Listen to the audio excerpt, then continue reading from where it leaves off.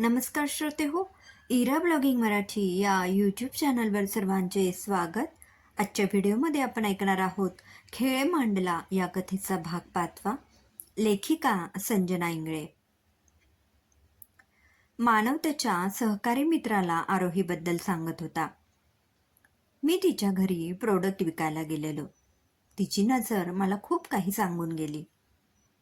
भिंतीवर तिने काढलेली काही चित्र लावली होती. ते पाहून मी तर तिच्या प्रेमातच पडलो. पण तिच्याशी बोलायची संधी कधी मिळाली नव्हती. आणि आज ती अशी अचानक समोर आली ना. आणि मग तू नोकरी देऊन टाकलीस? नाही हा, ती आवडली जरी असली तरी तिची पूर्ण मुलाखत घेऊनच निवडला आहे तिला. खूप हुशार आहे ती. हां, आता प्रेमाचाच चष्मा चढवला म्हटल्यावर सगळं गुलाबीच दिसणार. तुला तर काही सांगायलाच नको. जा चल, काम कर. दो दिल मिल रहे है असं गाणं गुणगुणत मित्र निघून गेला. कुठल्या कुठे जातोय हा. फक्त बघता क्षणी आवडलेली ती मला, म्हणून मग काय लगेच काहीही. आरोहीला नोकरी मिळाल्याचा आनंद घरात सर्वांना झाला. आईने देवासमोर साखर ठेवली. वडिलांनी खूप कौतुक केलं. आरोहीने आईला सांगितलं, आई, तुला माहिती आहे माझे बॉस कोण आहेत ते? कोण? त्या दिवशी तो मुलगा आलेला ना प्रोडक्ट घेऊन, तो. मानव? हो, तोच. आईला ते ऐकून जरा विचित्र वाटलं. आनंदाची लहर आता काळजीत बदलली. रात्री हळूच आरोहीच्या खोलीत येऊन आईने तिला बजावलं. हे बघ, कुणीही प्रेमात पडावं असा तो गुणी मुलगा आहे. पण तू असलं काही करू नकोस. संयम ठेव स्वतःवर, कारण तो दुसऱ्या जातीचा आहे. एकीकडे मानव पुन्हा भेटल्याचा आनंद, तर दुसरीकडे आईने मानवपासून दूर राहण्याचा दिलेला सल्ला. आईचा सल्ला शिरसावंदे मानून आरोहीने तिच्या मनाला मुरड घातली. ऑफिस सुरू झालं. आरोही कामात लक्ष देऊ लागली. मानव आता आरोहीला बघायला रोज तिच्या डिपार्टमेंटमध्ये एक चक्कर मारत असे. एखादं काम काढून तिच्याशी बोलण्याचा प्रयत्न करे.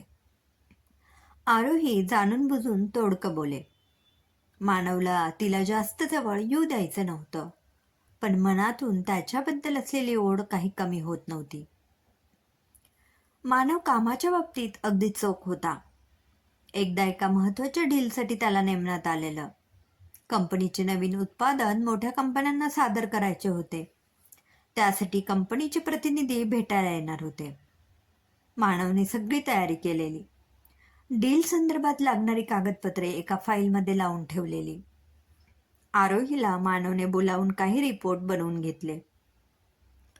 कंपनी प्रतिनिधी मानवच्या ऑफिसमध्ये आले. मानवने त्यांचे स्वागत केले आणि त्याच्या प्रेझेंटेशनला सुरुवात केली. कंपनीचे रिपोर्ट्स दाखवायची वेळ आली तेव्हा मात्र नेमकी रिपोर्ट्सची फाईल सापडेना. मानव घाबरला. इकडे तिकडे शोधू लागला.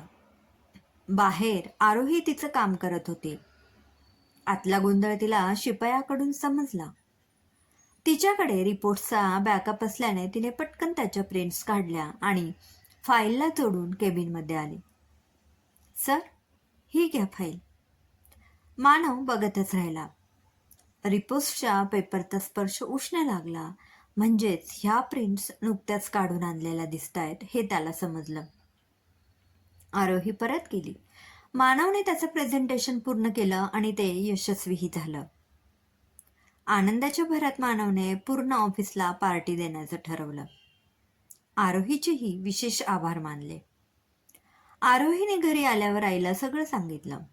आईने पार्टीसाठी नकार दिला, पण वडिलांना कसं तरी तयार केलं आणि आरोही पार्टीला गेली. आईला आवडलं तर नव्हतं, पण बाप लेकीच्या हट्टापुढे काहीही चाललं नाही. पार्टीत आरोही छानपैकी तयार झाली. भडक लाल रंगाचा पंजाबी ड्रेस तिच्या गोऱ्या अंगावर खुलून दिसत होता. लांब सडक केसांची तिने सागरवेणी घातली आणि थोडासा मेकअप करून ती पार्टीला गेली. जाताना आईने शाळा घेतलीच. इतकं तयार कशाला व्हायला हवं, इतका मेकअप कशाला वगैरे.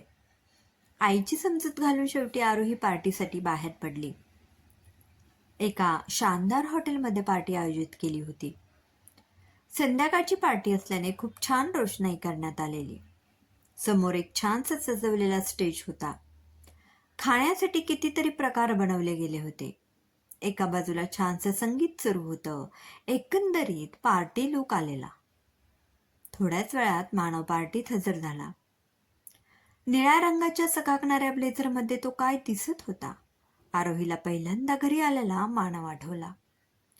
तेव्हा मनात जशी चलबिचल झालेली तशीच आत्ताही झाली. आरोही स्वप्नात रंगली. तिच्या डोळ्यासमोर आलं की आरोही आणि मानव हातात हात घालून स्टेजवर जात आहे. सर्वांचं लक्ष दोघांकडे असतं. मानव माईक घेतो आणि त्याच्या व आरोहीच्या एंगेजमेंटची घोषणा करतो. टाळ्यांचा गजर होतो. आरोही भानावर येते. ऑफिसमध्ये तिची नुकतीच झालेली मैत्रीण केतकी तिच्यासोबत असते. मानव स्टेजवर आल्याने टाळ्या वाजलेल्या असतात. आरोही स्वतःवरच हसू लागते. मानव बोलायला सुरुवात करतो. एका लहान खोलीतून सुरुवात केलेला हा व्यवसाय आता इतक्या उच्च पातळीवर पोहोचला. हे सगळं शक्य झालं तुमच्या कष्टाने. इथे काम करत असलेल्या प्रत्येकाचा मी ऋणी आहे. कालच आपल्या कंपनीला एक काम मिळालं आहे. आत्तापर्यंत मिळालेल्या कामात हे सर्वात मोठं आणि हाय बजेट काम आहे. यातून कंपनीला भरघोस नफा होणार आहे. या सर्वांचं श्रेय तुम्हा सर्वांना जातं. सर्वजण टाळ्या वाजवतात. मानव सर्वांना शांत करतो आणि पुढे म्हणतो, अजून एक महत्त्वाची घोषणा मी करणार आहे. आता ही घोषणा कोणती? सर्वजण विचारात पडतात. मिस आरोही, स्टेजवर या. आरोही एकदम दचकते. आजूबाजूला पाहते. सर्वजण तिच्याकडे बघत असतात. बापरे, मगाशी पडलेलं स्वप्न खरं होतंय की काय? मानव मला प्रपोज तर करणार नाही ना? एक ना अनेक प्रश्न तिच्या मनात येऊ लागले. केतकीने तिला इशारा केला आणि ती कशीबशी स्टेजवर पोहोचली. मिस आरोही, माफ करा, तुम्हाला न विचारता मी घोषणा करतोय, पण हे तुम्हाला नक्की आवडेल असं मला वाटतं. बाप रे, याने माझ्या मनातलं ओळखलं की काय? काय करणार आहे हा? याने जर लग्नाचीच मागणी घातली तर? याच्या नजरेत मला प्रेम दिसतच होतं, पण घरी समजलं तर? आई काय म्हणेल? एकतर आधीच ती पार्टीला पाठवणार नव्हती. मिस आरोही, कसला विचार करताय? मी ते मानव खळखळून हसतो. जास्त विचार करू नकोस. तर मिस आरोहीच्या तत्परतेमुळे हे प्रेझेंटेशन यशस्वी झालं आणि त्यामुळेच कंपनी त्यांना प्रमोशन देऊ इच्छित आहे. ओ, प्रमोशन? मला वाटलं. का? त्याहून जास्त काही हवं होतं का? नाही नाही सर, थँक्यू. मी खूप खुश झाले सर. सर्वांनी टाळ्या वाजवल्या आणि आरोहीचा जीव भांड्यात पडला. सर्वजण पार्टीत एन्जॉय करत होते. आरोहीचं अभिनंदन करत होते. बुफे जेवणासाठी जेवण वाढायला गेली असता जवळच एक स्टाफमधला ग्रुप जेवत होता. त्यांचं बोलणं आरोहीच्या कानावर पडलं. बॉस आहे म्हणून काही अनाउन्समेंट करायची? केव्हाही, कशीही? याची फाईल लपवून याला चांगलीच अद्दल घडवणार होतो. पण काय चमत्कार झाला कोणास ठाऊक. आरोहीला ऐकून धक्काच बसला. मानव सरांच्या ऑफिसमध्येही त्यांचे हितशत्रू आहेत हे तिला समजलं. मानव सरांनी इतक्या कष्टाने उभा केलेला व्यवसाय अशा लोकांच्या तावडीत नको सापडायला, म्हणून तिने स्वतः या गोष्टीची गुपचूप शहानिशा करायची ठरवली. पुढे एका डीलसाठी मानव सर आणि तो ग्रुप हरियाणाला जाणार होता. तिला जेव्हा हे समजलं तेव्हा तिने मानव सरांना सांगितलं की ती लोक काय म्हणत होती.